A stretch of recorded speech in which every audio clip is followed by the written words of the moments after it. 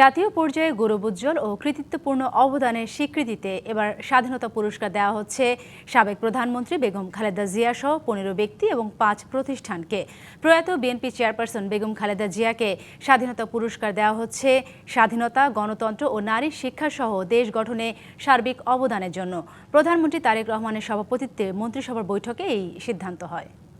এই দেশের মাটি, মানুষই আমার সবকিছু।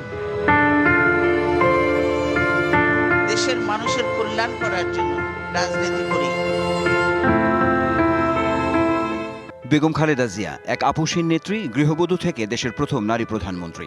গণতন্ত্র আর দেশের মানুষের অধিকারের জন্য লড়াই করে গেছেন আজীবন। এজন্য সহ্য করতে হয়েছে নানা নির্যাতন, এমনকি যেতে হয়েছে কারাগারে, বঞ্চিত হয়েছেন সঠিক চিকিৎসা থেকে। নানা চড়াই উতরাই আর লোভনীয় বিভিন্ন প্রস্তাব প্রত্যাখ্যান করে গণতন্ত্রের ধারক বাহকে পরিণত হন বেগম খালেদা জিয়া।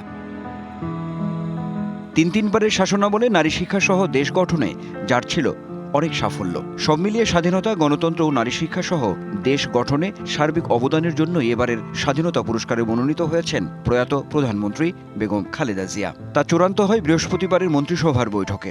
স্বাধীনতা পুরস্কার 2026 তারিখে এইটার চূড়ান্ত হয়েছে। এবারে 20 জনকে পুরস্কার দেওয়া হচ্ছে।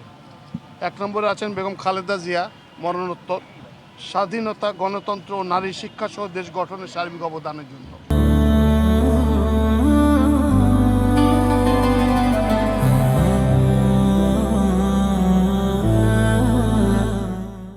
বেগম খালেদা জিয়া সহ মুক্তিযুদ্ধ, বিজ্ঞান প্রযুক্তি, চিকিৎসা, সাহিত্য সংস্কৃতি, ক্রীড়া, পল্লী উন্নয়ন, সমাজসেবা সহ জাতীয় পর্যায়ে গৌরবোজ্জ্বল ও কৃতিত্বপূর্ণ অবদানের জন্য 15 ব্যক্তি এবং 5 প্রতিষ্ঠানকে স্বাধীনতা পুরস্কার দিচ্ছে সরকার।